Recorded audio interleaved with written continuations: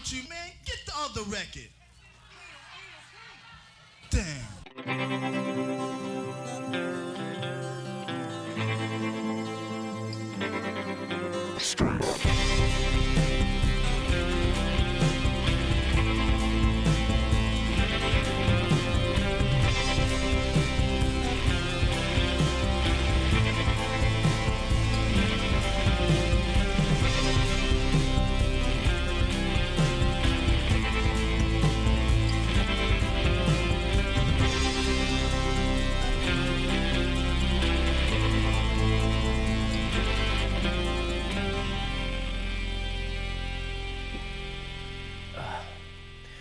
Bullshit. Bullshit, bullshit, bullshit, bullshit, bullshit, bullshit, bullshit, bullshit. Welcome to the Disenfranchised Podcast. We're that podcast all about those franchises of one, those films that fancy themselves full-fledged franchises before falling flat on their face after the first film. I am your host, Tucker, and this week we're doing something a little different. Every fifth Thursday of the year, I'm allowed to pick the movie, no matter what it is. It doesn't have to fit the format. Even though this week it does. It is still the Disenfranchised Podcast, but we are subtitling it straight up because outside of like, it's the thing I say the most. Straight up. With me, as always, is my co-host Steven, and I forgot to think of something clever to say before I said his name. How's it going, Steven? It's going well, Tucker. Thank you for letting me be on this podcast. No problem. You know, I'm glad that I allowed you to be on it, actually. Right. I thought And about not letting you be on it, but certainly that way and not the other way around. Absolutely. no. I feel really blessed by your presence here today. Unfortunately, Brett could not be with us because he's drunkenly shadowboxing on some cliff in Australia. Hopefully he does not fall. We have a very special guest with us today, my good friend of many years and friend of the podcast, Mr. JP Leck. How's it going? Hello, gentlemen. It's great to be back. It's Always very good well. to have you. Thank you so much. It's great to be here. Let's talk about Word. this movie that I'm currently watching as we're recording. What I am an hour and 11 minutes in, so buy me about 20 minutes. Right. We'll we'll vamp for you, no problem. What is the film this week? I wonder if you'd tell us. I will tell you that the film is The Return of Captain Invincible. That's right. 1982's The Return of Captain Invincible. There it is. 83. It says 82 on my Blu-ray. Wikipedia and IMDb both say 1983. Color 1982. I trust the porn distributors over that. So Okay. I don't know what to tell you. You know they've got their heads on straight. They know what they're doing, man. They got a business plan. The number says 1984, so I mean, who are you going to believe? I mean, the internet has not steered me wrong. That's not true. The internet steers me wrong all the time. That's why I can hold this in my hand and it says 1982. So I'm going to believe it. I'm believing it. So yeah, we're talking about The Return of Captain Invincible, starring who's in this piece of shit? We've got your boy Alan Arkin, Christopher Lee, who is wonderful. Christopher Lee. I'm sorry, I forgot to say the great Christopher Lee. This is why I don't host normally. Kate Fitzpatrick, Bill Hunter, David, what's this? Argue is his name? Mm-hmm. David Argue. Michael Pate as the president. All these people I am not familiar with at all. They're all for Alan Arkin. Right. And Christopher Lee. Yeah. With the exception of those two, the entire rest of the cast are Australian actors. This is also except for the guy who plays the French guy, Mr. Midnight's French butler guy. He is he's a British man playing a French man in an Australian film. This film was also one of the early film roles of the great Bruce Spence as well. So that's I think worth pointing out. Who's that? I don't know who that is. Oh my God, this guy has so many franchise credits. He is in the Mad Max franchise. He is in the Lord of the Rings franchise. He is in the Star Wars franchise. He's in the Children of the Corn franchise. He's in Dark City. He's in one of the Chronicles of Narnia. Yeah. Just I like see an him, yeah. absolutely He was in the prolific Matrix, Australian Oh. actor. second Yeah, Matrix movie as well. That's right. He's the coachman or whatever. Yes, the train guy. The train guy. Yeah. This guy Um, rules. He's I didn't recognize incredible. him in this film. That's crazy because he's Ye- got a very unique face. You'd think I He would have Who was he caught in him. this? I don't remember. I would He have was- spotted him. He was Midnight's Doctor is the role he's credited as in this film. I did not catch him either, so I kind of want to rewatch this just to see. He's also one of the sharks in Finding Nemo, also. So he's just Fun. like I said, this man is prolific. So yeah, I Bruce also Spence. love in the credits here. There are so many people who played themselves through archive footage. One being Mr. Adolf Hitler, Mhm. Joseph McCarthy, Yep. Franklin D. Roosevelt, and Kate Smith. Yeah. I really enjoyed the McCarthy stuff. I I did thought too. that was fun. That was my favorite one. Yeah. Checking out Adolf Hitler on IMDb, and Yeah. Don't go down that rabbit hole too Like far. you please. do.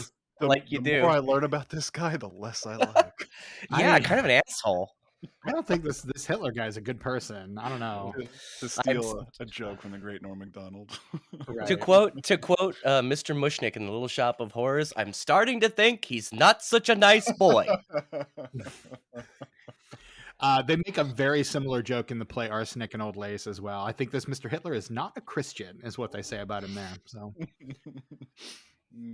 always nice when it happens. Good, That's great. right? So, I didn't say the thing. Wait, let me say it. Are you guys ready?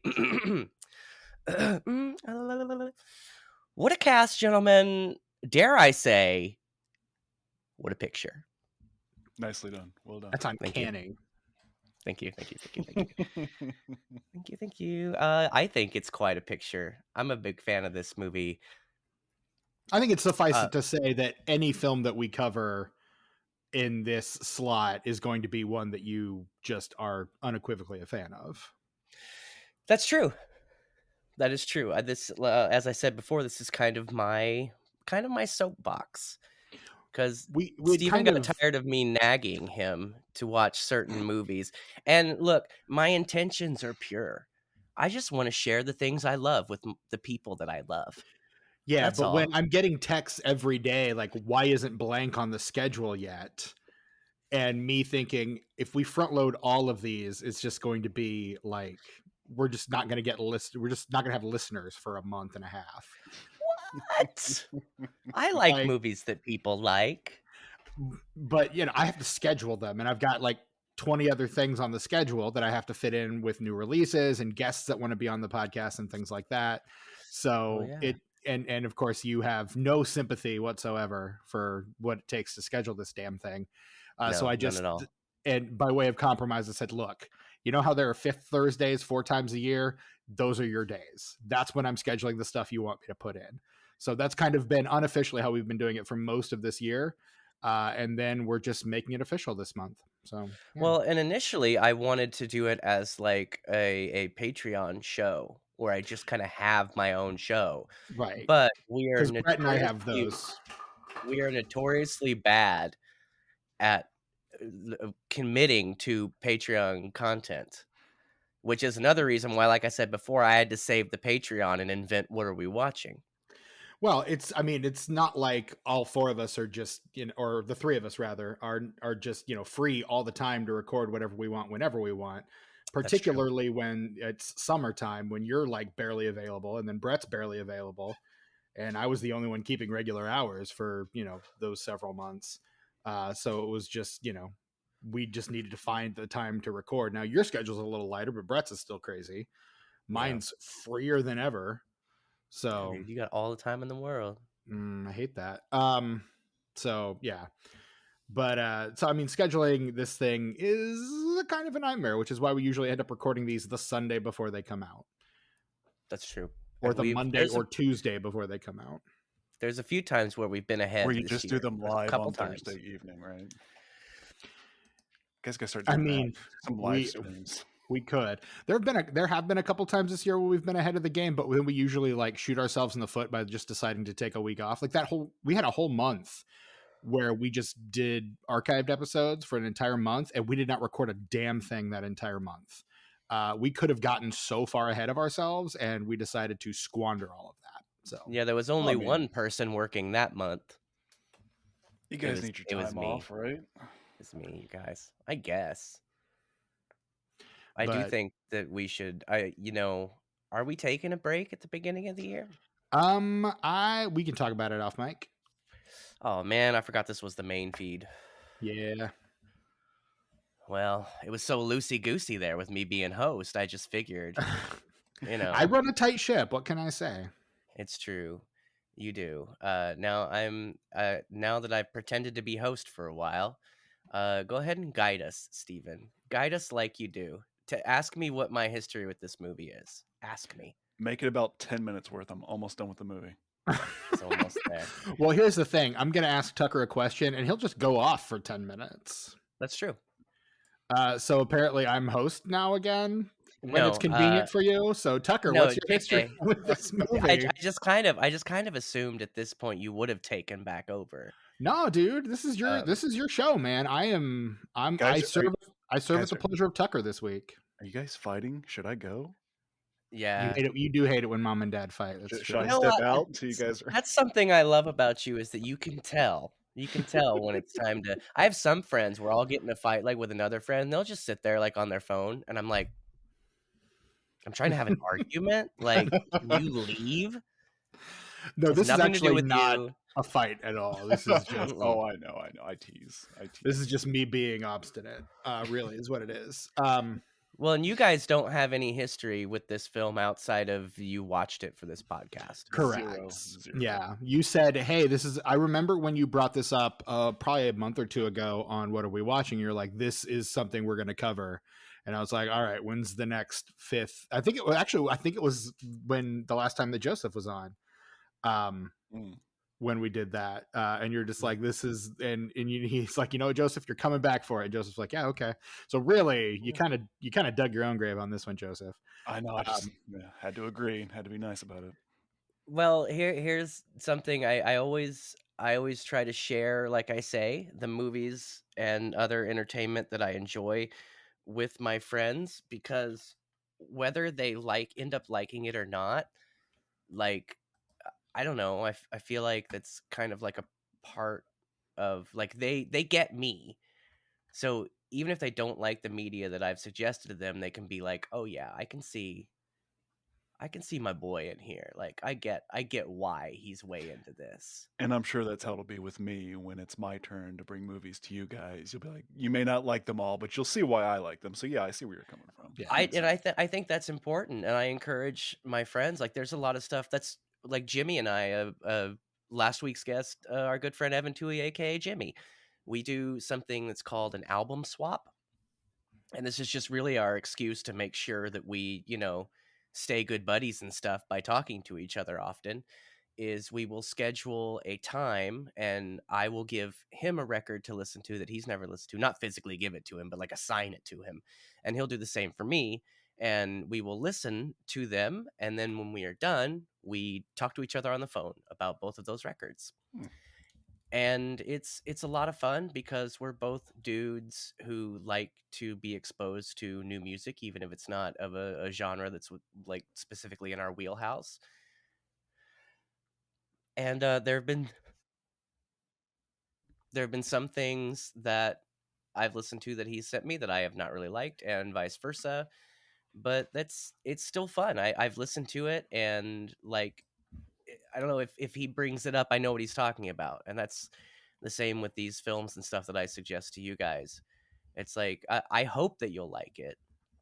I'm never going to suggest something that I know that you will not like. I will suggest something to where I'm like, I don't really know if they'll like this or not, but never if I see something I'm like, yeah, Joe's not gonna fucking like this. Like I would never suggest that to you. I will say that I am glad to have seen this movie, even though, spoiler alert, Exactly. I didn't love it. Didn't hate it. Word. Didn't love it. Glad to have seen it. Word. It's something else. And It's just something briefly, It is at least that, yes. just briefly, I discovered this because I was watching a YouTube video. I don't remember which YouTuber it was. One of the YouTubers I watched that just watches like the weirdest and the worst films and talks about them. And this person briefly mentioned this film, maybe did like 30 seconds on this. And I was like, what? Alan Arkin, number one, Alan Arkin. I've Mhm. been in love with that man since The Rocketeer. Yeah, And Peavy. yeah, Your boy dude, Peavy. one of my faves. And I love in this movie, it's so great because he does his best. But there are so many moments where there's just the look on his face. It's just like, what the fuck? Mhm. Like on Alan Arkin's face as he's acting, he's just like, My question was going to be what? whether either one of you did any research and whether he like was coerced into this film or signed on and then didn't, because he, like you said, there are times where he really doesn't look like he wants to be there. He I don't was know if it's- not the original choice for Captain Invincible. Okay, so you did do the research. Thank I God. did a peripheral amount of research on Tell this. me, because I'm dying to know, please. So the original actor that was cast in the role was James Coburn. Really? Yes. Wow. What a very I'd watch different that movie too. that would have been. Mm-hmm. Interesting. James Coburn was the original choice. The Magnificent Seven's own James Coburn, a future Academy Award winner for Affliction, James Coburn, as opposed to future Academy Award winner for Little Miss Sunshine, Alan Arkin. But he was the original choice, and he and Philippe Mora, the director of the film, had known one another and had wanted to work on a project together. And so he was cast in this film and got the script and could not for the life of him understand the point of the vacuum scene. That makes two of us. And Mora like explains it to him, is like, this is what this is why this is in the movie. I don't know what that explanation was, but suffice it to say Coburn didn't get it, and so he's like, you know what, I'm out, hit me on the next one. And so they did. And then Alan Arkin, I guess, was the second choice. Now I don't Okay. think, to me, he doesn't look like he doesn't want to be there. The look that I see on his face every once in a while when he breaks character just a little bit is a look of like, are you seeing this shit? Did you see that? Did you see that shit? That's ridiculous. Like it's kind of smiling and kind of looking confused. Oh, sometimes he really it's does. like, he what brings am I it doing most of here? the time in this movie. Like sometimes I was- legitimately don't think he knows why he's in this movie. That's There what you I kept getting. Okay, I'm to the credits. I have officially finished the movie. Now we can talk about it. Nice. I told you. There's fireworks. They're flying through the city. She's sitting on his back. Yeah, glad you there's that one finally that looks like George rewatched it. Washington. Now Yes. let's make sure everyone knows that you did watch this last week. I did. I watched it last week, but I've got the memory of a goldfish, so I really wanted to try to brush up on it. So as we were recording the Patreon thing before this, I was rewatching the film to try to, brush up on it. Oh, And yeah. now I feel brushed up. You look brushed. Thank you. Thank you. Very well Yeah, coiffed. Well done. I try. Yeah, well done. All right, go on. Had you finished your thing, Justin? I'm sure. Well, you I was hadn't. saying anyway. I watched it on Tubi. It was on Tubi, and halfway through, I went and found the Blu-ray and purchased it. You And just boy, am I knew. glad I did, because not only does it's 3 discs. The first disc is the theatrical cut, which is what we all watched. And it has interviews with the gal that played the gal.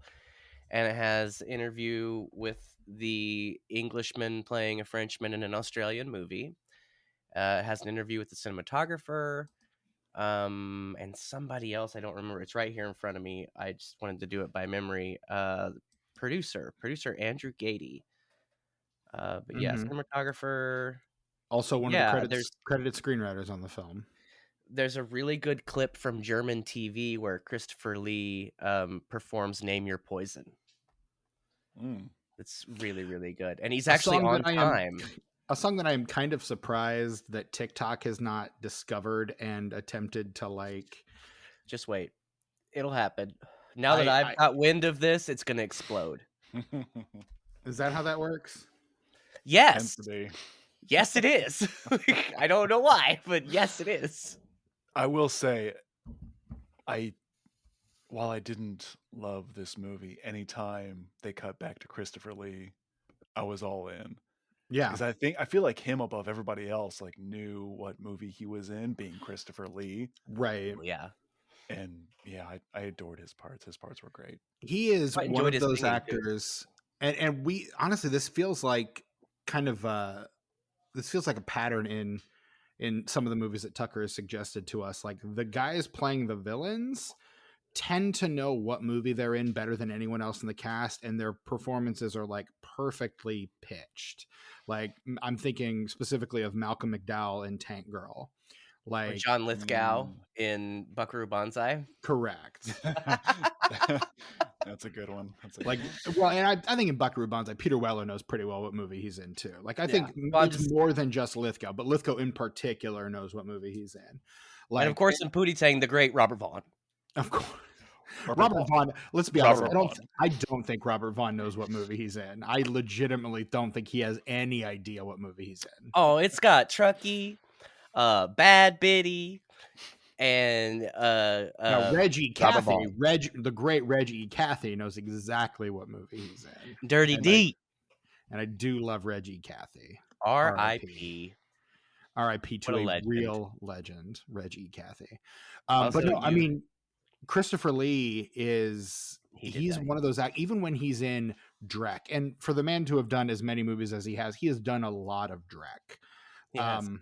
But he tends to know exactly what movie he's in. He is also in one of my all-time favorite movies that I've invoked on this podcast a number of times, Gremlins 2: The New Batch. Yeah, he sure is. Yeah, he's the movie though. When he was in that movie, he apologized to Joe Dante for being in Howling 2. I recently watched The Howling 2 for the first time. I've never seen it. I don't know if I ever will. Directed by the same director who directed this, Philippe Mora. I think he did Howling 2 and 3, actually. I did not know that. That blows my mind right out of the water. Holy crap. Yeah, he did both Howling 2 and 3. Yeah. Oh, that's hilarious. And then a couple years later directs Richard III. So, you know. You do. Like you Natural do. Progression. Absolutely. Oh, wow.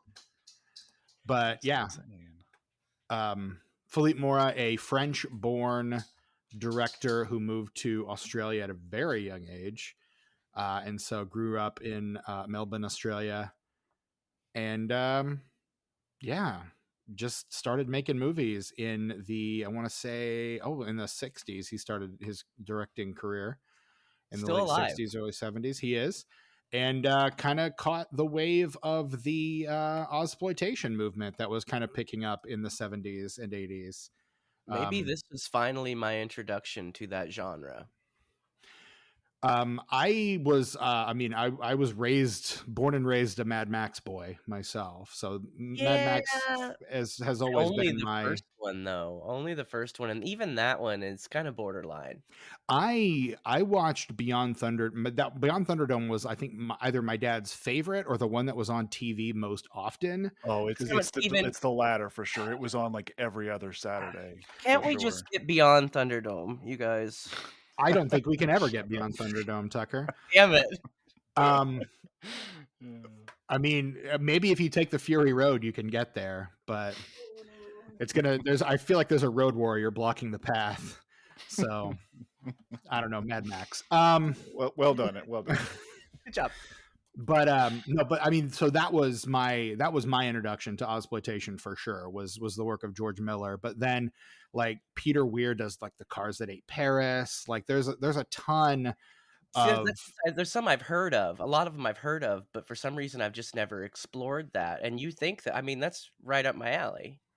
yeah, really. It feels like it would be. Absolutely. And there, I Big mean, blind spot for me. there are some in here that could probably be future episodes of this podcast. I'm gonna dig into some Ozploitation stuff and see if we can Me too. maybe schedule an Ozploitation month sometime. I think that would be a lot of fun. Mabes. But yeah, I mean, just kind of a prolific. There's a prolific film industry that was at work in Australia, starting in the early '70s in 1970, and What just happened? kind of continues to build there. So yeah, The Cars That Ate Paris is looking really interesting. yeah, that's Peter Weir, man. That's the guy who gave us like Gallipoli. Oh, I'm and aware of him. I had just Dead never Poet heard of Society this and movie.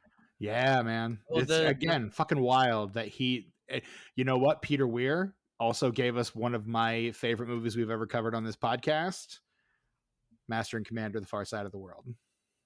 Oh, that's a boat movie. I don't want to see that. Dude, it fucking rules. You are missing out if you are reducing that to a boat movie. You won't It's watch it all because it's a boat movie? You I just don't like boat movies? movies. They're boring. Master and Wow. Commander, not boring, man. Master Commander fucking rules. And look, I They're didn't Deep watch Rising. it. I like Deep Rising. I didn't watch it for the longest time for the same reason, but it's so much better. It's so Steven doesn't like fucking boat good. movies either. Justin, you remember going to see Deep Rising at was it the Eastgate Cinema? Yeah, dude. 30. Future episode of this podcast, Deep Rising. I remember you and I enjoyed it very much. Yes, we did. It holds up. I still have a good time with it. Maybe that can be. This is totally off topic. You can cut this out, but I rewatched Way of the Gun here a couple weeks ago. Do you recall you, me, and Molly going to see that? Also, 30 years ago? The Christopher McQuarrie movie? Yes. Yeah. Oh, it's such a good movie. I haven't seen it in ages. It's so really holds good. up. I think it's better now, actually. You Because might be right. the things that kind of confuse me and put me off to it as a younger person, even though I still loved it, I understand those filmmaking choices now. Because there's some kind of weird filmmaking choices in that movie. Sure. Some weird transitions, some weird performance direction. His shot composition is amazing, though, which I did not appreciate as a young man. I appreciated the crap out of it this time around. It was gorgeous. I loved it. I really love how kind of narcissistic the whole thing is. I love the two main characters. Nobody gives a shit about anything in that movie. Everybody's just out to get theirs. And it's depressing, but it's also awesome. And Ryan Phillippe is great. And Benicio del Toro, holy crap. When he's in that, So they get the tape of the ultrasound, he goes to the gas station, he puts it in, he lights 2 cigarettes, gives one to the lady, and he's like, he's just, everything he does in that movie is pure fucking gold. It's the kind of character you would want to copy. You would want to be that person in real life. Just his mannerisms and everything. It's so good. It's so good. Absolutely. Yes. And the gunfight at the end. It's amazing. It's amazing. So good. They tried to, somebody watched that and thought they'd do it again in a little movie called Two Guns. And even though I liked that movie a lot more than most people, they did not pull it off as well. Yeah, so anyway, sorry about that. Check that out. Diverted us from Captain Invincible. No, thank you though, because I always forget about Way of the Gun, and sometimes I think about it, I'm like, yeah. Good movie. Good movie. It's really, really good. It's so good. It's so good. Forgotten Classic. What do they call those? Hidden Gems. It's a hidden gem. Hidden gem. We might do it on a fifth Thursday sometimes. If we do, you're invited. For sure. Oh, okay, great. Yeah. I will commit on air right now, as I always do. Great soundtrack too, and you got James Caan in there. Good old James Caan. Yep. You've got Scott Wilson's in there. Dude, Taye Diggs is in there. And Nicky Cat is in there as one of the henchmen. Love my Yes. cat. He's always great. Yes. Oh, Way of the Gun. You know what? I love this movie, but let's talk about Way of the Gun instead. We'll talk about Captain Invincible next week.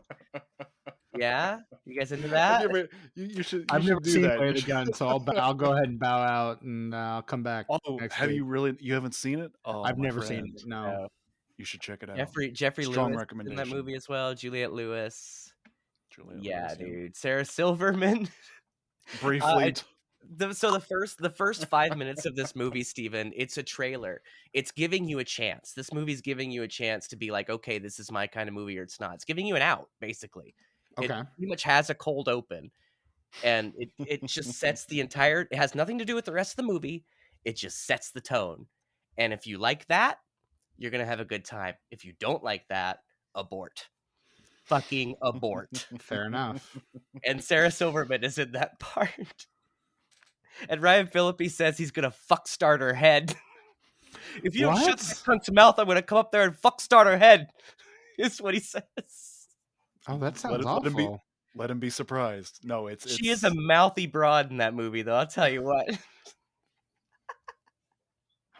You gotta see it. It's great. It's wonderful. It's I really mean, great. you're not doing a great job of selling me right now, but okay. And I always loved the just like in the middle of the movie for no reason, there's a Star Wars pan down, like from the stars. And I remember the exact scene that goes with it too. It's I mean, that's pretty much the pan down is pretty much JP Leck's favorite type of establishing Oh, of shot. Let's be course. honest. or the pan up. That's That's true. okay. Sometimes That's sometimes Alan you Frisbee. vary it a Right. little bit.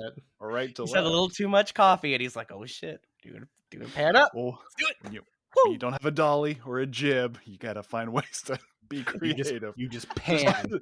there's only so much. everywhere. There's only so much a tripod can do. Yeah. True.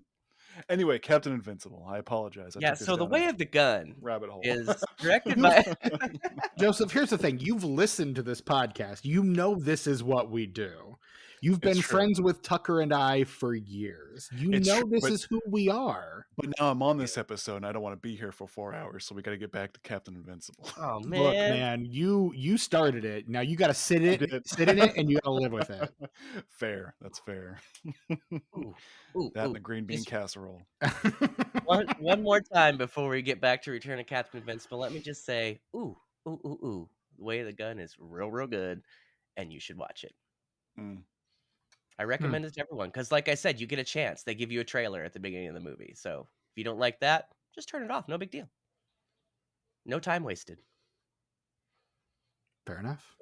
Good old Chris McQuarrie. That's our boy. Fair enough. Yeah. So there you go. So how about that plot, you guys? Hey, are you gonna do the plot? Are you agreeing to that? Oh no, we talked about it earlier, and I just forgot what you said. Are you Oh, gonna do the yeah, plot? I can do it. Okay, good. As always, I'm didn't going to forget. cheat because I wrote a bunch of stuff down. But if you guys don't mind me cheating, I'm happy to do the That has No, always no. been allowed. Okay, Yeah, that's good. always allowed. For those of you just joining us for this episode, Is boy that how howdy, podcasts work? People just tune Like- in the middle of it. like That's not a hold thing. on. No, I mean if this is what I'm trying to say is if this is the first time you've listened to the Disenfranchised podcast, what a strange place to start. Agreed.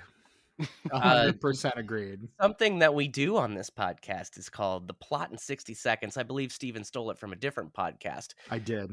but we have claimed it as our own, and usually at the behest of the Canadian Quarter of Indifference, or on the rare occasions that Brett joins us, we do the Die of Destiny.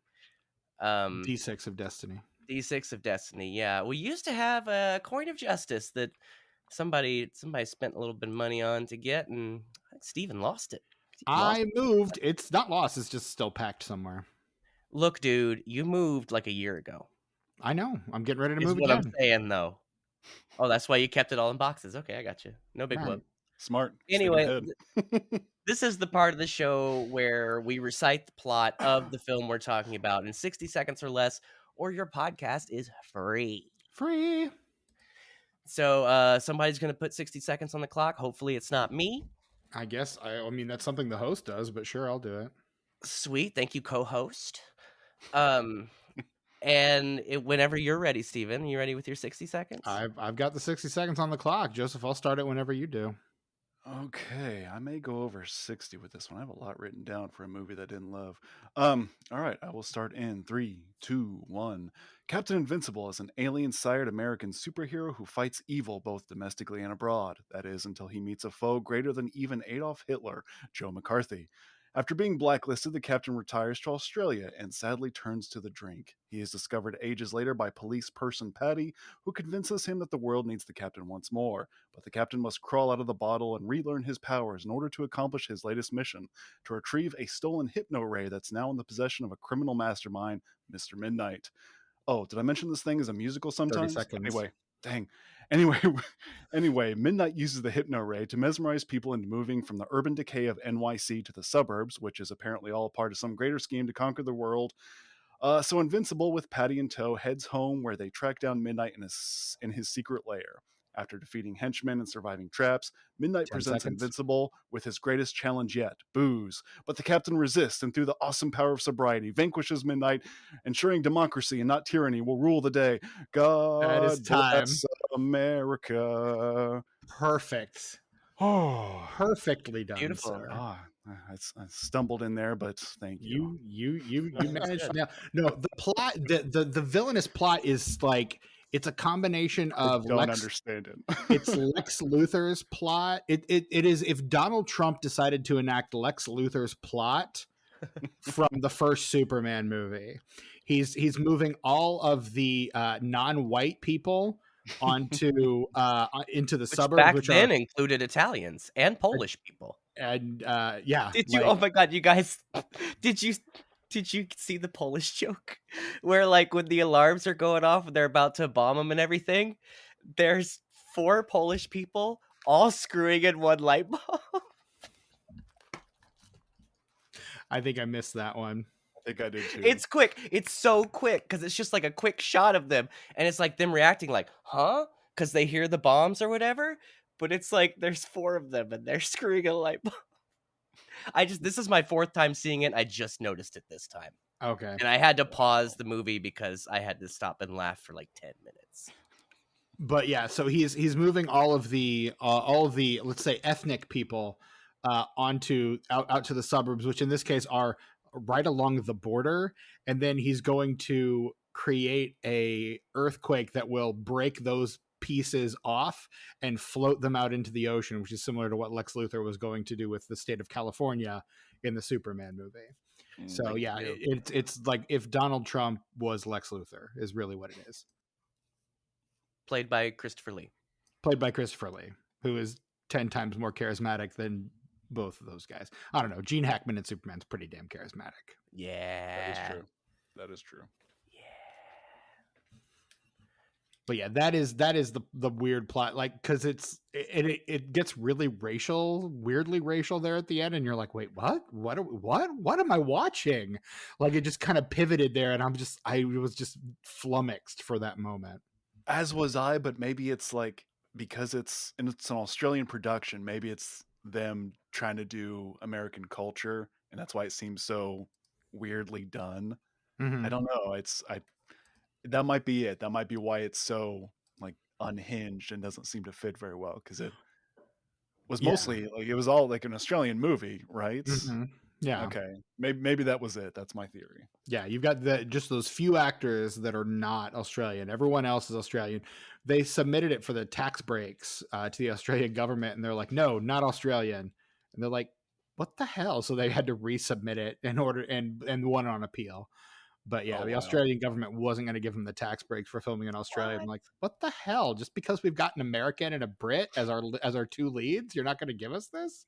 Everybody, When else, literally everybody else working everyone on else it is Australian. So yeah. Oh, that's funny. And now there's like you've got to have, I think, when they do those films in Australia and in New Zealand, you have to have a percentage of both on-screen and off-screen talent that is, it's a predetermined percentage, but that is from that country of origin. So Boy, Baz Luhrmann beat the system there then with that Australia movie, eh? Because like I mean, are they American stars? Yeah, but where are both of those motherfuckers from? correct. Throw Hugh Jackman in there and like, Jackman made that joke at the Oscars, like the Academy loves diversity, and he like points out a few of the and he's like, whereas I, an Australian, playing an Australian in a movie called Australia, I'm hosting. So yeah. Wowzers. You know what I love? I don't know why I just thought of this, but did you guys ever notice that in some interviews, again, don't know why I just thought of this, has nothing to do with anything, that Christian Bale speaks in an American accent in interviews sometimes? Because he doesn't want his accent to be the thing that distracts people. I know he did it all through Batman. I think it's if he's in a movie where he adopts that accent, he will basically do the American accent in the interview just to like keep people from being like, whoa, I didn't know he talked like that. That's weird. So what you're saying is there's an idea of a Christian Bale. Correct. Oh, okay, just making sure. Cool. Yeah. Because I remember someone asked him about that, because I think it was during one of the Batman press tours. Someone was like, wait, aren't you British? And he was like, well, yeah, but He's like, oh, blimey, I am, mate. But this is how I'm going to talk. Is he Welsh? Deal with it. I think he's Welsh. He is Welsh, yes. Okay. Yeah. So yeah, I bloody well am, mate. I mean, he's been playing American characters since he was a kid. Yo, you know what I realized the other day? That he's the kid in Newsies? In Uzis? Is he the kid in Newsies? Yeah, in Newsies, he's the main yeah. kid in Newsies. That's the first thing I ever saw him, and that's like what I knew him from when I saw American Psycho. I was like, hey, it's the kid from Newsies. Long before I knew who Christian Bale was. And then the next year, he's in a movie called Swing Kids about, a couple of kids who beat Nazism with the power of swing dancing. Yo, have you guys seen that? I have. Nope. It's kind of fucked up, and I love it. It's kind of a fucked up. My sister was obsessed with that movie when I was a kid. A buddy of mine was a kind of big fan of Swing Kids. Yeah, it is. No doubt. It absolutely is. Really, and then, really, guys, I recommend it for anybody who hasn't seen it, for sure. And then the year after that, he played Laurie in Little Women. And then the year after that, he was the voice of a character in Disney's Pocahontas. Didn't know that either. Yeah. And then he was the Moving Castle guy. What's that guy's name? Howell? Yeah, he was Howell in Howl's Moving Castle. In the He's also the villain in the John Singleton Shaft movie, a future episode of this podcast. Yeah, he sure is. I can't wait to watch all those Shaft movies. I have the Criterion 4K of Shaft. Do you remember my poster joke when I was younger, Joseph? I had the poster to the Samuel L. Jackson Shaft, and then I had the poster to the Kirsten Dunst and Michelle Williams film Dick. I always placed them next to each other. Yeah, that was a for the the implication. That was a great joke. It was a good then joke. And now it's still funny. The test of time. It was great then. It continues to be great now. I think about it as by the mirth, merriment, and joy just oozing from every ounce and corner of his voice. We are friends. We are friends. We are laughing. All right, I'm putting Swing Kids on my list. Yeah, it's fucking weird, dude. Well, why is it messed up? You said it was like because it's about Nazis too. It's about Nazi times. Okay, so it's got a really I wasn't sure how seriously they were taking it with the swing dancing. They take but it it's like a serious like period drama. No, yes, very much so. Yeah. Okay. But it's good and it's fun and it's full of pretty young people. If you have a library card, which I assume you do as an author, it is on the Hoopla app. Yes, I love Hoopla. There Hoopla is where I found one of my most favorite movies. A movie that I'm going to discuss on this podcast someday. What is it? But I shan't say it. I'm not going to say it. You guys keep it secret.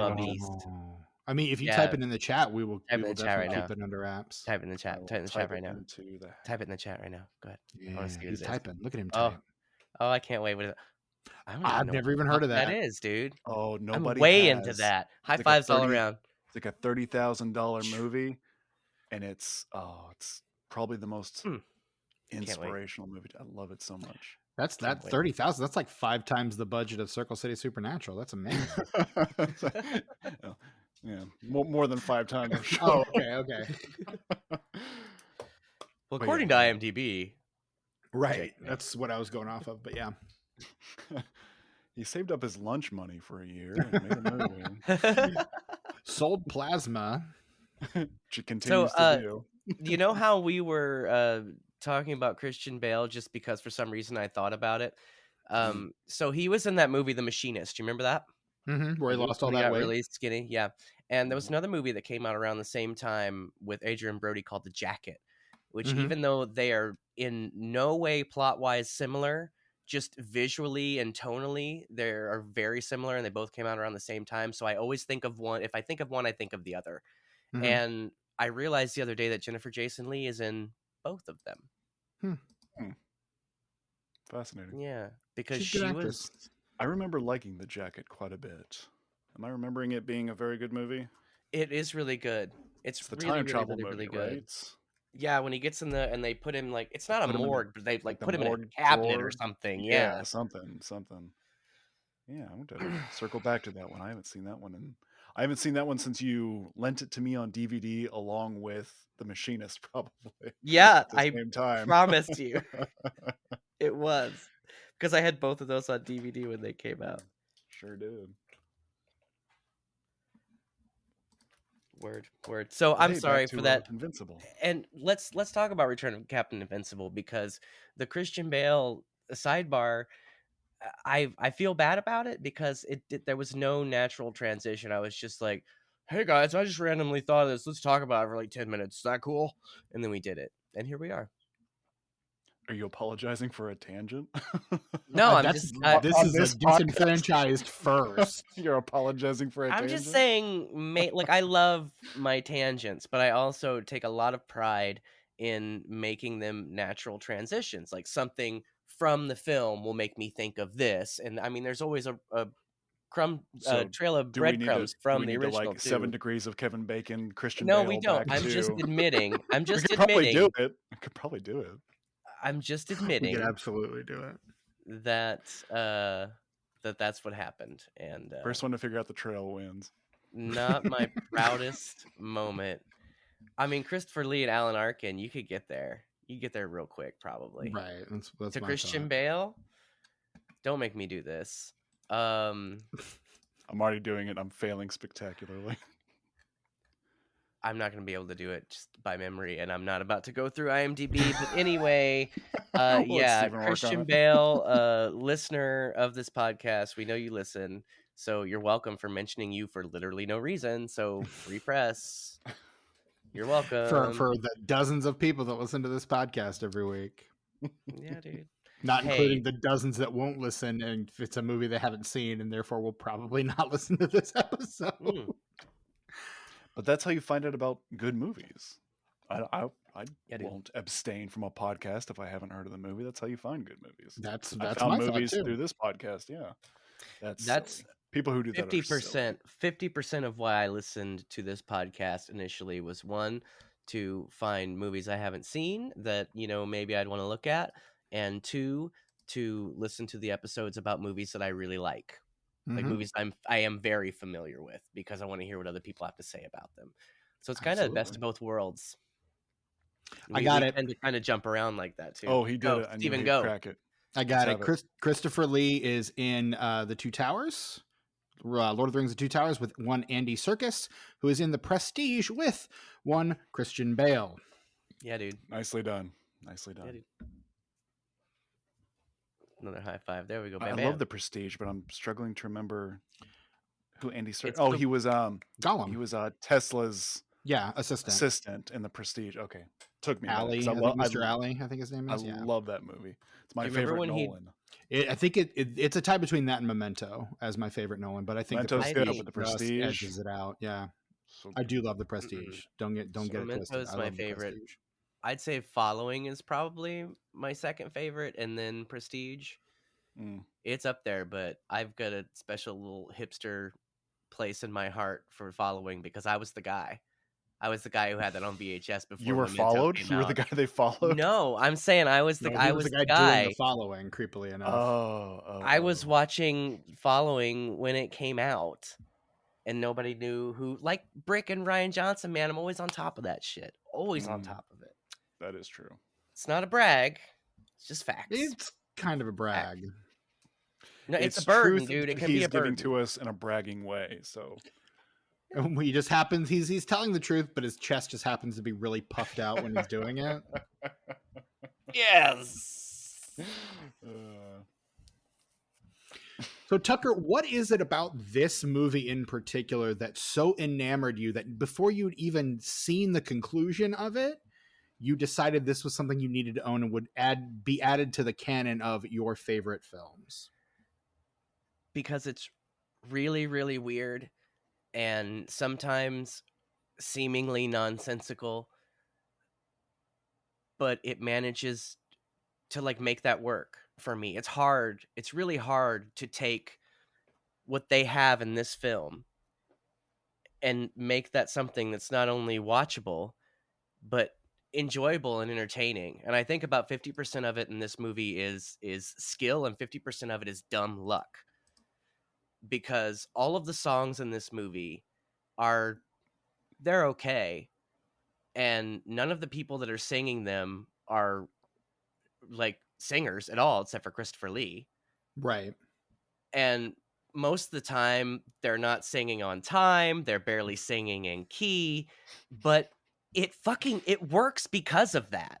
Like I will somehow say the when shitty Michael stuff. Pate starts singing that second song, Not Bullshit, but the second one, I Yeah. was like, is this the guy who played Dr. Scott in the Rocky Horror Picture Show? Because as soon as he started singing, the only thing I could think of was "From this day he was born, all he wanted." Like that's all I could think of when he started singing. I was like, "Is this the same guy?" And I looked it up. He is clearly not. But I was just like, that the voices sound. And then I was like, did that guy like overdub? Nope, sure didn't. Like just they happen to sound damn near identical, But at least to my ear. the guy I'm seeing here, that the guy who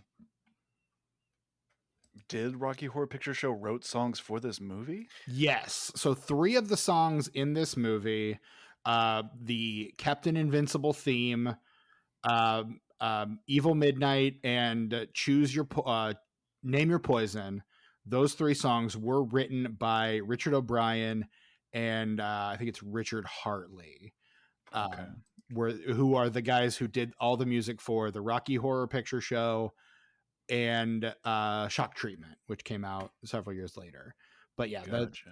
so those 3 songs in particular were written by those. And so that song wasn't even one of the ones written by O'Brien, but like the voice sounded close enough. And then I went down that rabbit hole and yeah, discovered that Richard O'Brien did do a few songs for this movie. And I think the best of those might be Name Your Poison. At least I thought so, because it's got like the mountains of wordplay. It's really catchy, and fucking Christopher Lee is singing the whole damn thing. So between that, trifecta right there, it's maybe the best song in the whole movie. Yeah, I like the fun that song has with names of drinks. Mm-hmm. Just plays with those like really, really well. I like I say most of the songs in this movie are mediocre at best, but for some reason the performances of them, though they're not good, they're so weird that it elevates them, for me at least. I know we were talking about how like uncomfortable Alan Arkin seems in some scenes. I think the most uncomfortable was when he's on the train singing Evil Midnight. Yes. There's all these other actors that you can tell are like stage trained and like they've had like movement lessons and stuff, because they're like very free with their movements, and he's like keeping everything very stilted and like right in here. And most of the movements he makes in this movie are very stilted, very measured, very like he's not. You can tell he's not comfortable with what he's being asked to do. He's doing it because he's a professional, but you can tell he doesn't really want to be doing it. Like there's some discomfort there on his part, and it feels very evident. It felt very evident in that song, and then I started watching out for it. I'm curious if I were to give this a rewatch, which I've not decided I want to do yet. But I'm curious that if I do give this a rewatch, I will notice that from the very beginning. I think where was he at in his career when he did this? I'm very curious. I'll try to pull that find up. it here. Please do, because while you guys are looking that up, I want to mention how the best part of Alan Arkin's performance is his drunk acting at the beginning of the film. Agreed. Yes, Absolutely. it's really hard to pull off drunk when you're not actually drunk.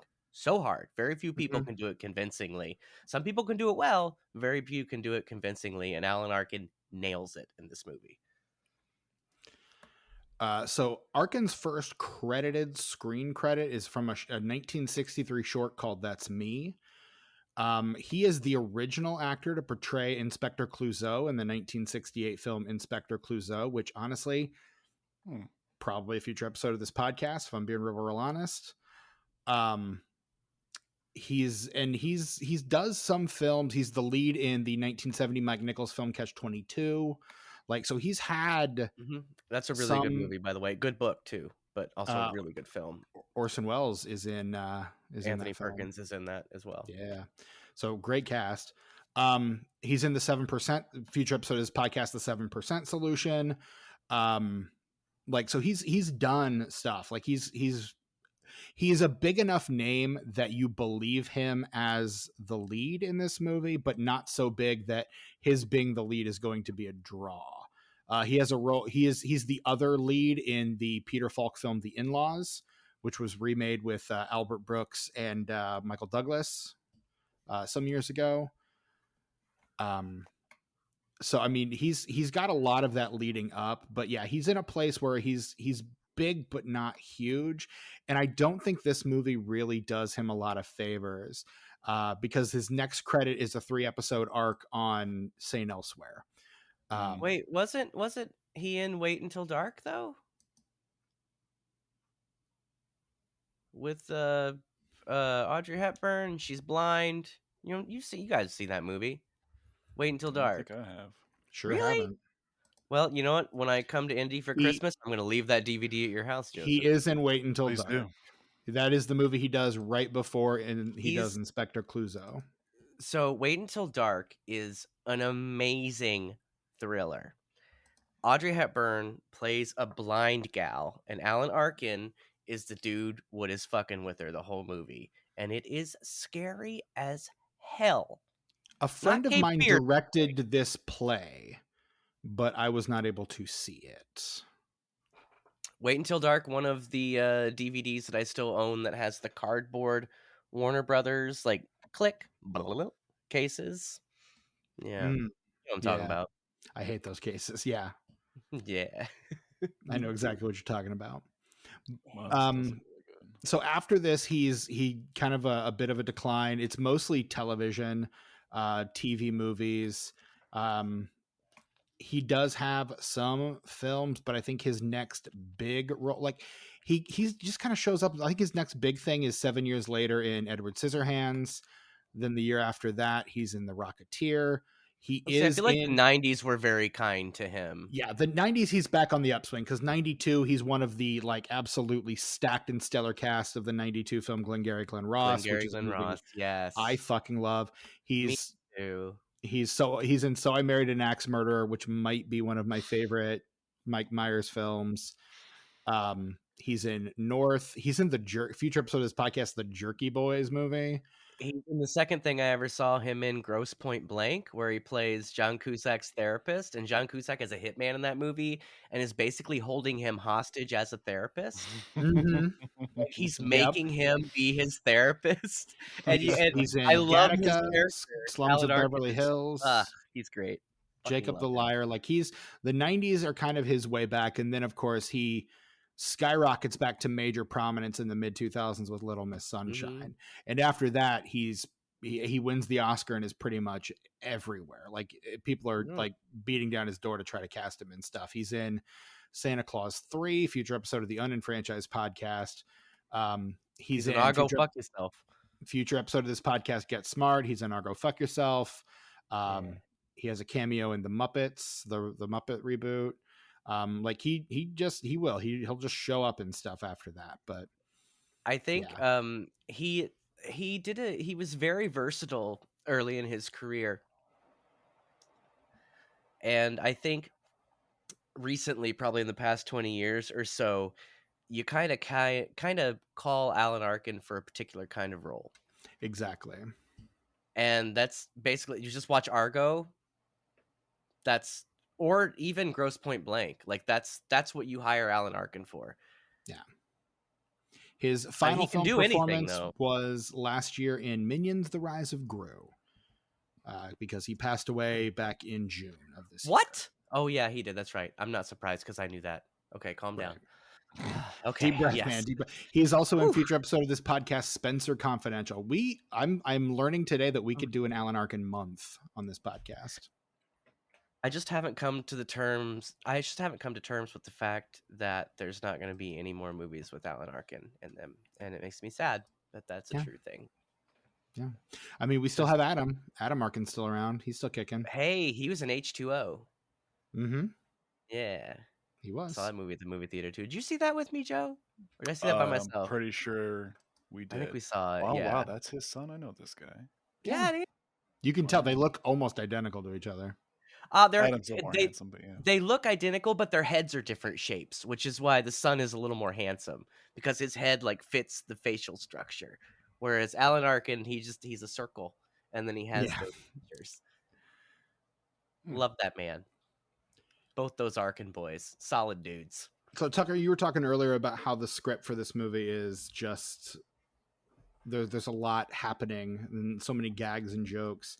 The original script was written by Steven D'Souza, who is one of the writers of Die Hard. He also wrote and directed previous episode of this podcast, Street Fighter. Yep. And he turned in the script for this, which was apparently just a very straight script, and the gags were added into it later. And in fact, what Philippe Mora told Peter Smalley, the last of those film writers, is try to put a gag on every page. And when asked about this film, I think just last year in an interview with Bloody Disgusting, they asked him to describe it, and he's like, it's a cinematic minestrone. He goes, there's like just a little bit of everything in there.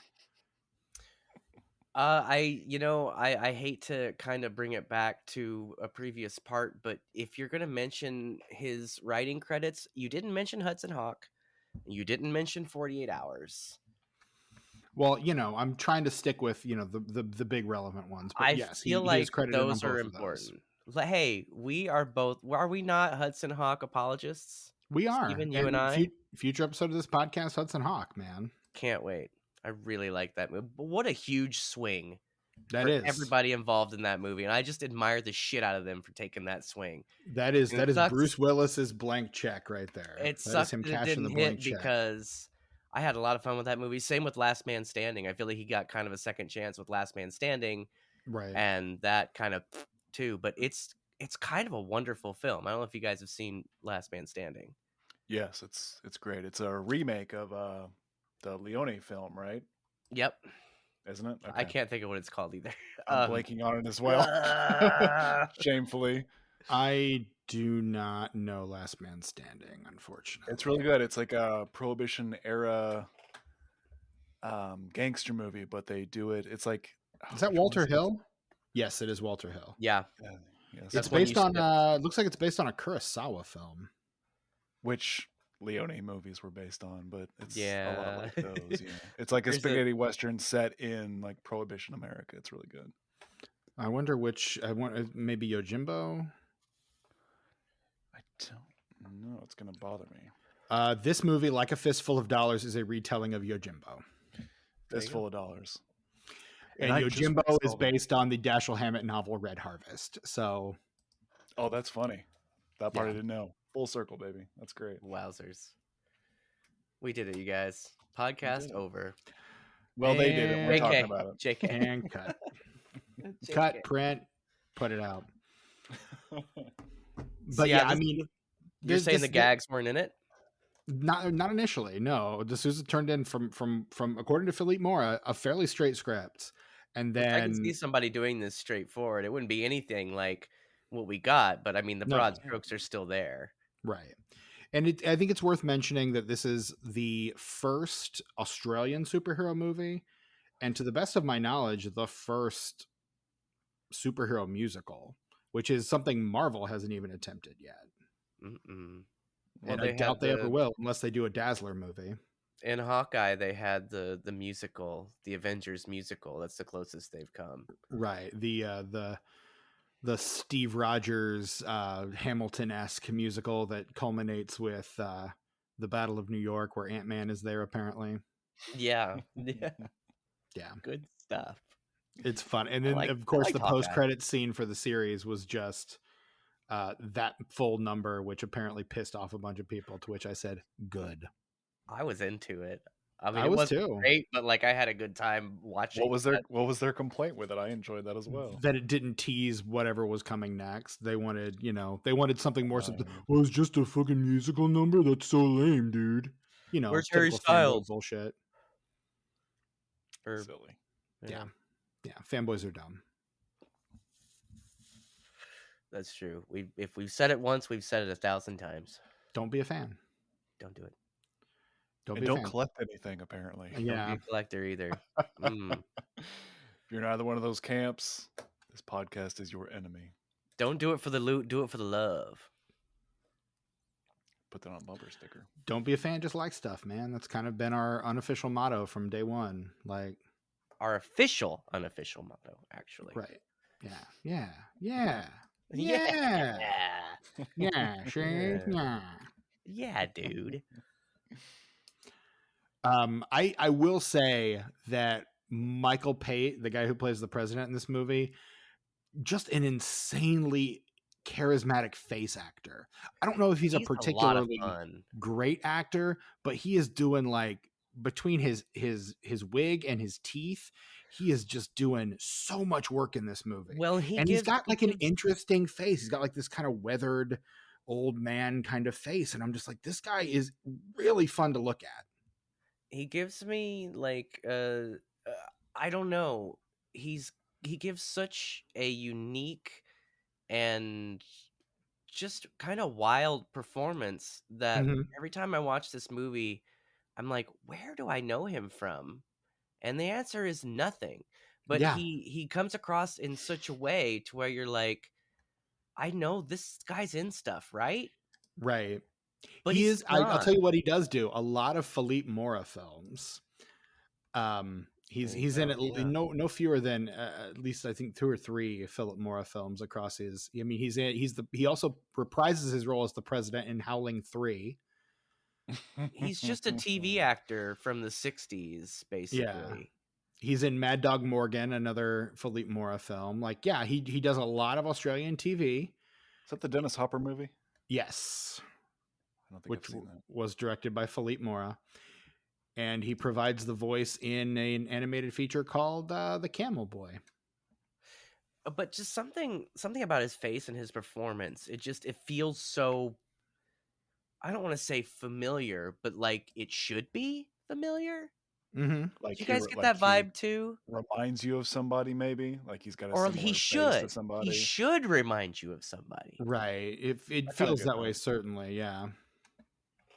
And he's kind of older, so you're like, I'm sure I probably saw him when he was young and didn't recognize him, but no. He's in stuff. He's in a lot of stuff, but just like nothing that's nothing that if you mention it, nobody's gonna know what the fuck you're talking about. Yeah. Right. I mean, he's also in another. His total of Philippe Mora films is 4. The 4th one is Death of a Soldier.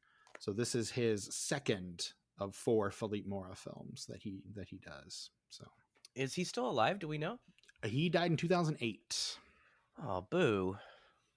Well, I mean, but I just go to IMDb and just look at this man's face. Like he has got a face. Like this is just one of those actors. He's giving face, and he looks like he should have been. Oh, younger him looks even more familiar. Yeah, he looks like he should be in gangster movies or like in Casablanca somewhere. I don't know. I'm seeing a bunch of westerns. Yeah, he does look like. He's apparently in the movie McClintock, which is one of my dad's favorite movies. My dad, big John Wayne fan, loved McClintock. So, word. I don't think I've seen that. Oh, you haven't seen McClintock, dude? McClintock kind of rules. Think so is it good? Let's check it out. Yeah, dude. No, I like my westerns as spaghetti as possible. Yeah, you and your brother have that in common for sure. Oh yeah, we kind of came up together in that way. That makes sense. Yeah, great face on this guy. Yeah, I'm a big fan of his face too. I kind of want just like an 8x10 of him in a frame. The picture that's on his IMDb profile. It's such a great picture, man. It really is. It's so good. He's so good. Composition's on point, you know, like focus is perfect. Like Yeah, man. He just that's the face. Like that like the ideal IMDb photo is Michael dude. Pate's IMDb photo. So yeah, if you need to go to school, just attend his IMDb page and you will there learn you all you go. need to know. His another actor in this movie that is fairly prolific is Bill Hunter. Who is he? He played Tupper and Coach. But he's in Gallipoli, Strictly Ballroom, Priscilla Queen of the Desert, Muriel's Wedding, like Priscilla just Queen of the Desert, another Australian film. correct. It's kind of the Australian Tu Wong Fu. I think Tu Wong Fu is a remake of Priscilla, if I'm not Nah, mistaken. they're not related. They're not related. Are you sure? Promise. Okay. You can look it up if you want, but I'm just saying it's not worth it. I guess that was just my understanding, but I'm willing to be wrong. I've seen neither film, But- to be clear, but They're both really on my good. list. That's what I've heard. They're both on my list. I do want to see them both, but I have not yet done so. Joe, but did you no. ever watch Tu Wong Fu? I don't know that I did. That's too bad. You should watch it. I feel like I've mentioned it to you a few times, but it's the kind of movie that I really, really love, but like I don't think about it very often. Every once in a while I'll be like, oh yeah, and then I'll watch it. So yeah, Tu Wong Fu, Priscilla Queen of the Desert. What was the That's a Audrey double Hepburn feature. one? Wait Until Dark. Wait Until Dark. That one looks good. Lindsay and I like watching the old movies. Yeah, dude, it's so good. I don't know if it's streaming anywhere, but like I Find say, out. I can bring the DVD to you. Yes, that and a nice big green bean casserole, please. Yeah, dude, you know, I'm gonna get you that green bean casserole. I'm gonna do it. Was that the did we mention that in the Patreon? Okay, there's a nice tease, everybody who's not on their Patreon. Go check out their Patreon, then you'll know what we're talking about with this green bean casserole. Patreon.com/disenfranchpod for $5 a month. You can get our weekly What Are We Watching show, which this Sunday will feature our guest JP Leck. / green bean casserole. Yeah, that will get you nowhere. Is that how links work? No, not at all. And as a fellow elder millennial, you really should know better. There's so much I should know that I don't know, and that is why I'm happy. Touche. I am a happy person. But yeah, I Well, mean, this movie actually does have a fairly great cast, but it's just these are mostly Australian actors that most of us have never heard of. So Yeah.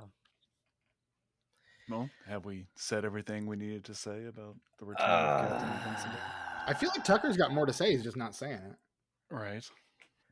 No, I don't think I have much else to say about it. I just really, really, really, really, really, really like it. And since I first saw it, and what I want to say was maybe August or September when I watched it, because it wasn't too deep into fall, if I remember correctly. But since I've watched it the first time, I was gonna say it would have been when Joseph was on last, which I think would have been. well, I mentioned it then, but I think I brought it up because we were talking about the Fifth Thursdays. But I had seen the movie a couple months before, and I had mentioned it.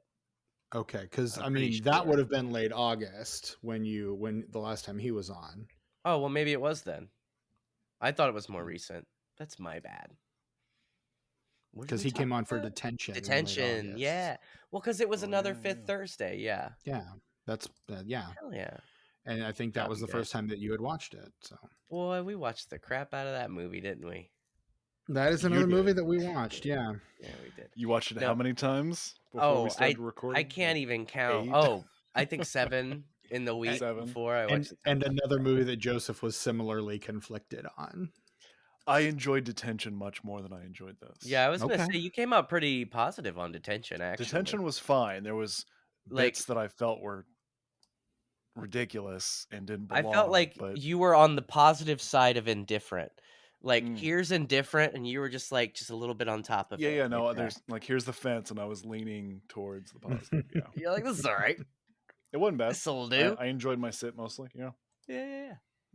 Less so with this movie, sadly. Yeah, that's I unfortunate. wanted to like this movie too. I started it. I was like, okay, this is gonna be funky and weird and my level of crazy, and I really tried to get into it. I just couldn't. I couldn't make it work for myself. I don't know. Which Maybe I it's kind me. of Maybe I'm the understand problem. because I've watched it 4 times Okay. total. The first time I saw it, when I watched it after hearing about it, it blew me away. I just thought it was fantastic, the bee's knees. And I bought the Blu-ray and I watched it for the first time once I got the Blu-ray, and I kind of got bored the second time I watched it. It was maybe a week after I watched it for the first time, and I was Okay. like, maybe like what's different? Why am I not into this as much as I was the first time?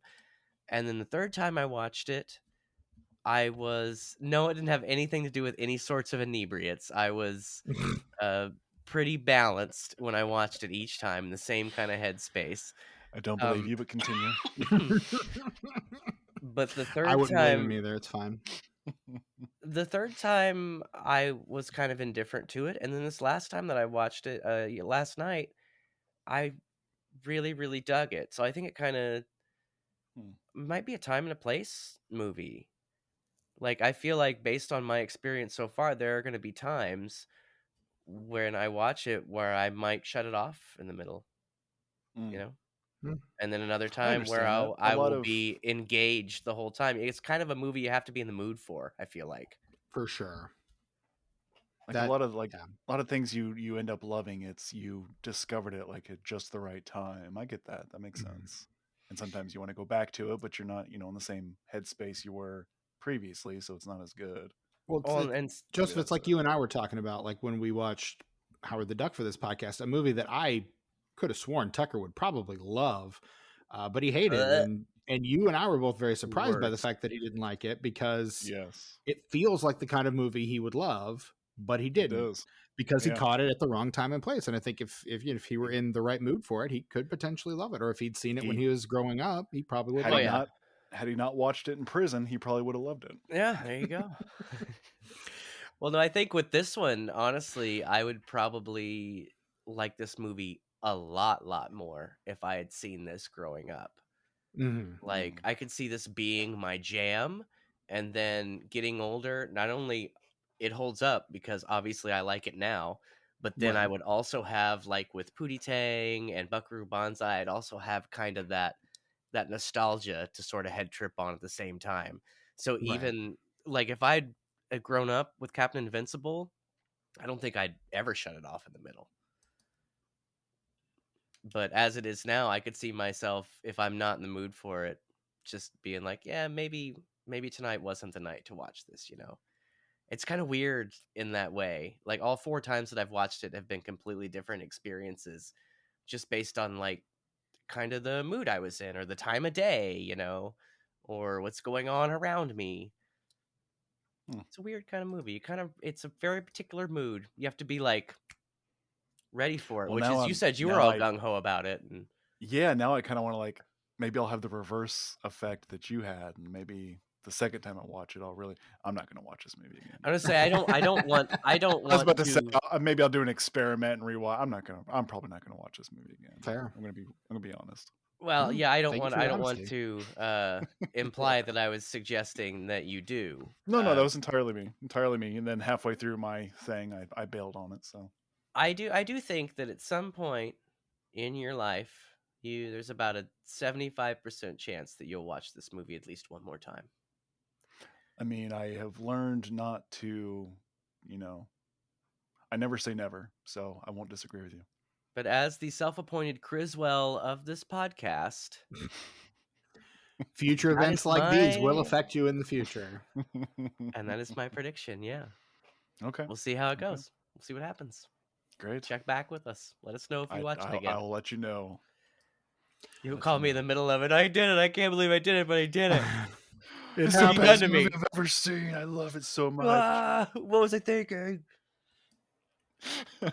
We're redoing the episode. Wow. Okay. Yeah, dudes. Good job, everybody. Yeah, I really like this movie. So, the Return of Captain Invincible, according to IMDb, was released on February 17th, 1984, but that's the West German release. The US release was in January 28th, 1983, where it opened apparently in a theater in Austin, Texas. So yeah, that's a thing. But I pulled up the box office for January 28th, 1983. I will say that this movie did not have any kind of box office impact in the United States whatsoever. And it looks like it didn't have much of an impact in Australia as well.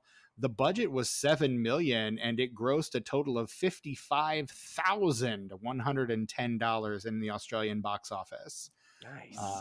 So not one that we're gonna get a sequel to. In these days when, superhero movies gross millions of dollars on the regular, billions in a lot of cases, this one it was the 80s.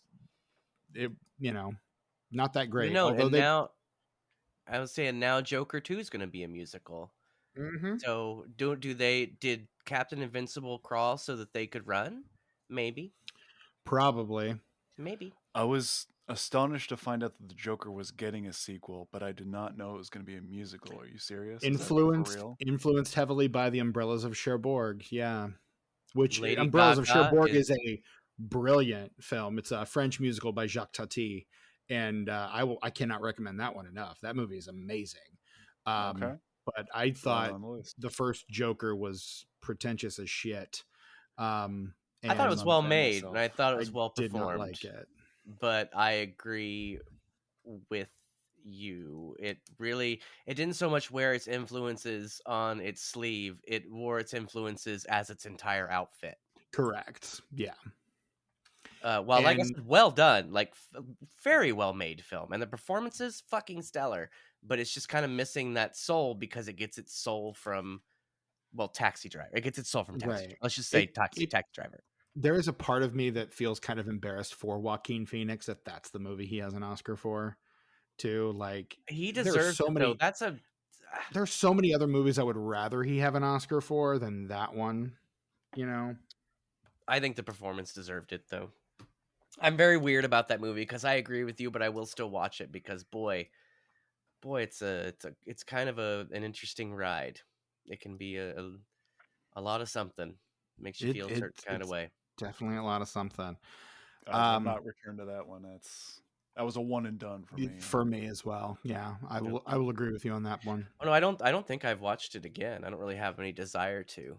I don't even know that I'm going to see the sequel. It just sounds so wild. Sounds so wild. I have no interest. Yeah, neither. I'll let you guys know how it is. Okay. And you know what? Joseph's a patron, and I'll be there with you when you talk about it on What Are We Watching? So, yeah. Oh, yeah. The number one film at the box office on January 28th, 1983, this is the American box office, is a little movie called Tootsie, which after 7 weeks is still at number one, having grossed $91.6 million up to this point. That's one of my favorite movies ever. Boy, I like that movie. Tootsie's a good movie. Tootsie's so much. Tootsie's good. So much. In second place, another Steven D'Souza penned script. It's Walter Hill's 48 Hours. I like that movie a lot too. Look at you. We're just full of movies you love. This is my week, dude. In third place, the first 8 movies are all holding their position from the week before. Like this is not a movie where a new release even factors into the box office. It's January. This is not when you're releasing new movies into theaters generally. But in third place is the movie The Verdict. What if there was a verdict? What if there was a verdict? I think that's the if I'm not mistaken, that's the Paul Newman movie. James Mason, Charlotte Rampling, Jack Warden, cameo from Bruce Willis in there. I still have no clue. Fourth place, Gandhi. What if there was a Gandhi? What if? And your move, slime ball. Yeah, not that one. No. That's the sequel. No more passive resistance. No more Mr. Passive Resistance. Yeah, he'll have the steak, medium rare. In fifth place, previous episode of this podcast, The Dark Crystal, which we discussed with our friends Hope That's a Lickner good movie. and I like that movie. Beck Stow. Yep, And that was a good episode too. it was. I enjoyed it immensely. And then in sixth place, one of the worst movies to ever exist, one of the most racist films ever, Richard Donner's The Toy. What is that? That's the What if one there where weren't? Jackie Gleason buys Richard Pryor to be a toy for his grandson. Oh, you haven't seen Soul Man. You said the most racist film ever. You haven't seen Soul Man. You I haven't seen mean, Birth of a Nation, I think. is Right? what I was you going to meant mention say. that too. But Never heard of Toy. oh yeah, Soul The Toy's- Man is a The Toy's movie pretty where terrible. a Oh guy no, I'm familiar with Soul Man. he wears the I watched the blackface first so 5 minutes of it on Comedy Central once, and why? as a child, I turned I Okay. didn't know what it Mhm. was. I was like a young kid home from school, and it was on, and I swear I watched maybe like the first 5 to 10 minutes, and even I, as a child who didn't know any better, was offended. I was just like, this is wrong somehow, and I turned the channel. It's got great people in it, though. Right. That's the thing. I But listen it's here. C. really Thomas Howell, bad. James Earl Jones, Leslie Nielsen, Julia Louis Dreyfus. Like, you guys, come on. So Steve it's like Miner, a come on. comedy, but just like really, Director of A comedy in name H2O, only, maybe. directed Oh, by Steve okay. Miner, director of H2O and past episode of this podcast, the 2008 Day of the Dead remake. Also Friday the 13th parts 3 and another one. Also Forever Young with Mel Gibson. Steve Miner, man, what a weird filmography. Correct. I'm pretty sure we brought up Soul Man on the Dawn of the Dead episode, or on the Day of the Dead episode. I don't recall that. I don't recall that. I could That's be the wrong. speaking of the Day of the Dead episode. You guys, I finally changed my name in the room here. You did. I'd been a vegetarian since the Day of the Dead episode because that kid from Inside Llewyn Davis is a vegetarian zombie in the Day of the Dead remake. And now your name in the chat is bullshit. Bullshit. In seventh, so for the rest of the top 10, you've got in seventh place, Sophie's Choice. In eighth place, Best Friends. In ninth place, one of my dad's favorites, The Man from Snowy River. And in ninth place, future episode of this podcast, E.T. the Extraterrestrial. We doing E.T.? We're doing E.T., man. Did you not know E.T. was Nice. supposed to have a sequel? I hadn't really thought about it, if I'm being No, quite honest. E.T. was supposed to have a sequel, my friend, and it is fucking wild. We'll talk about it one day, I assure you. The tomatometer score on the return of Captain Invincible is a 60%. 6-0.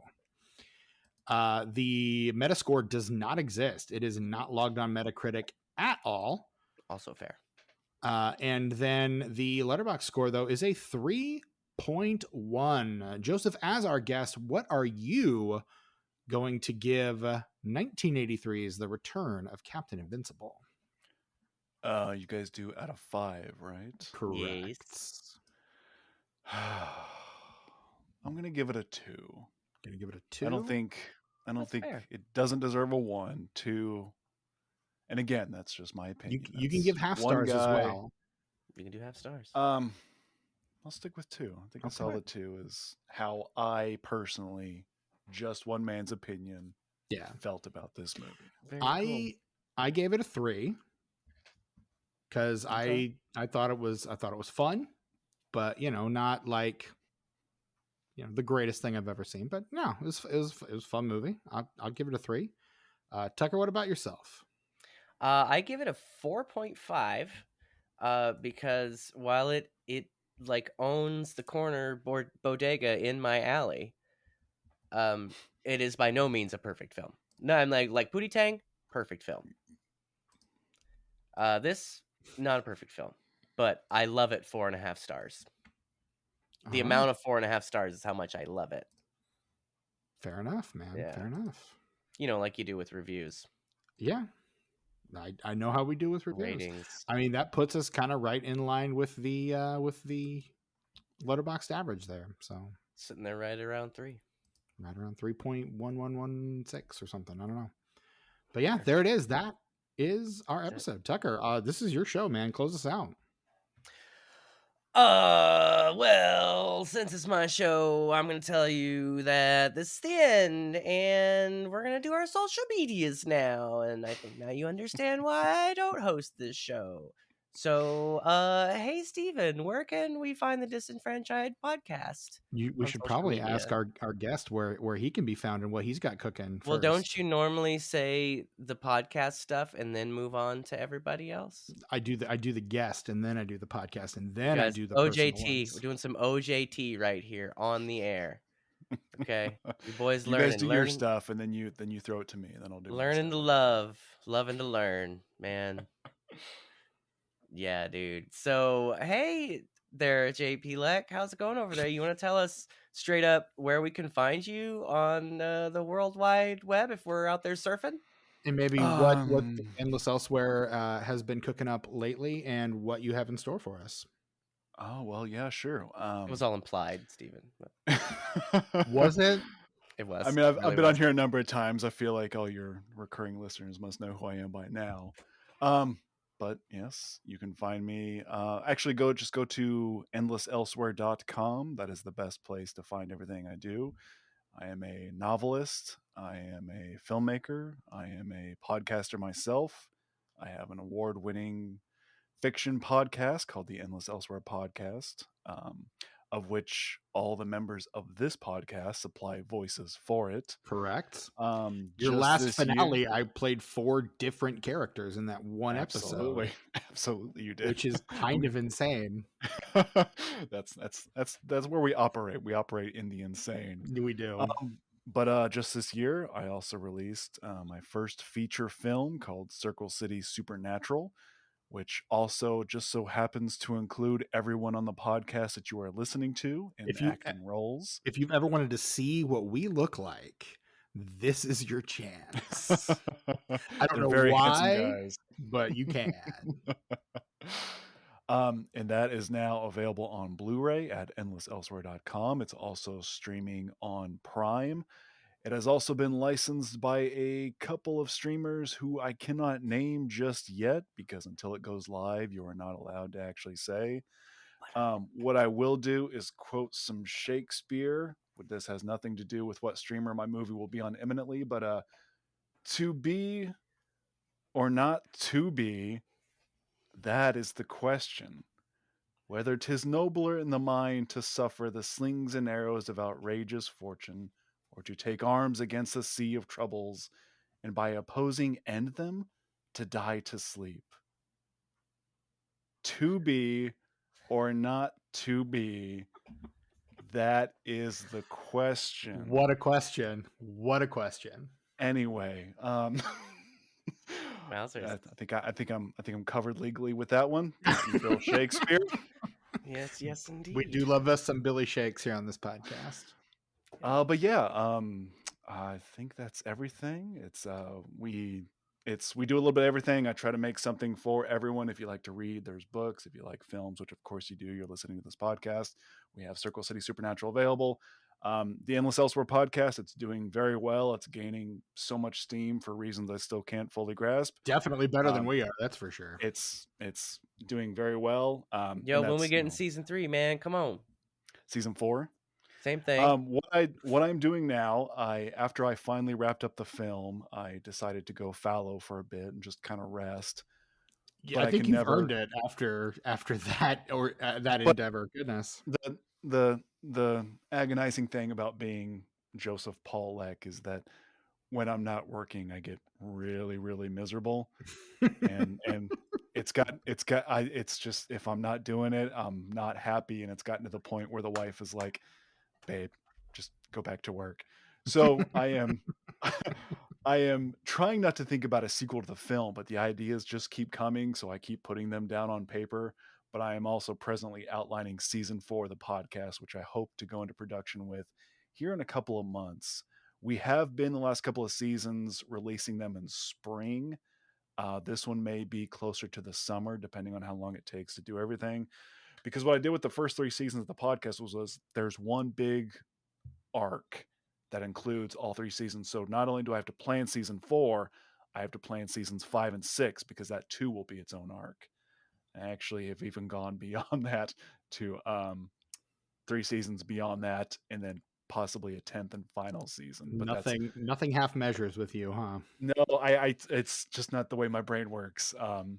And as rewarding and wonderful as all this is, it's also very maddening. So having had the break, the break of like mere weeks since I Mhm. finally finished like, screening the film at, theaters and doing the festivals and getting the Blu-ray release and all that, I am inching back into my world. So there definitely will be more. I would love to do a sequel to the film at some point.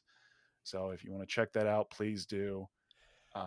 And yeah, check out the Endless Elsewhere podcast. It's doing very well. And if you like the one, you'll like the other, because they're both interconnected, as is everything I do on an elemental level. It's all one big multimedia universe. So you can kind of engage with whatever media you like, and it will belong to everything else. The film itself kind of functions as a lead in to the podcast, right?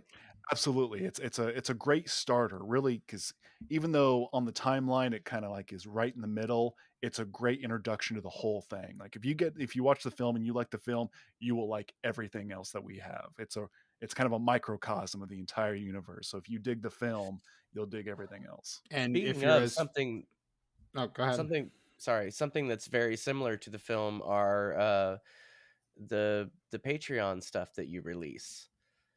Absolutely, the yes. phone, just the phone calls, instead of like with the podcast, it's like you get snippets of phone calls, but it's mostly story. I know you've released stuff on the Patreon that's just like the phone calls in full, and I've always been a big fan of that stuff. Yeah. Absolutely. So for those unaware, in the universe, there is a late night AM paranormal radio show called Circle City Supernatural. and That's it the name of the features- movie. It sure What? is. It's You all about said the that. name of the movie. And it's a big part of everything we've done. Obviously, the film, but it's also a big part of our podcast. And what we have done with our Patreon feed is that we just take calls from that, and so you can listen to all these like just weird little snippet stories. I usually release them as I'm working on whatever season of the podcast I'm doing. So look for fresh ones of those to come out pretty much right after this next season comes out, because I kind of have to work on them at the same time. But yeah, it's a lot of fun. Check it out. Right on. And I mean, for those of you that are as steeped in the Endless Elsewhere lore as I am, the movie has a ton of fun little Easter eggs if you're watching and paying attention. Absolutely. So many.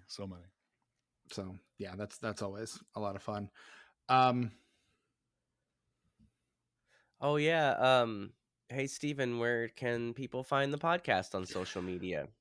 We are pretty much everywhere at Disenfranch Pod. Thank you. That is to say, Bluesky, Letterboxd, Instagram, Facebook. You can find us in all those places.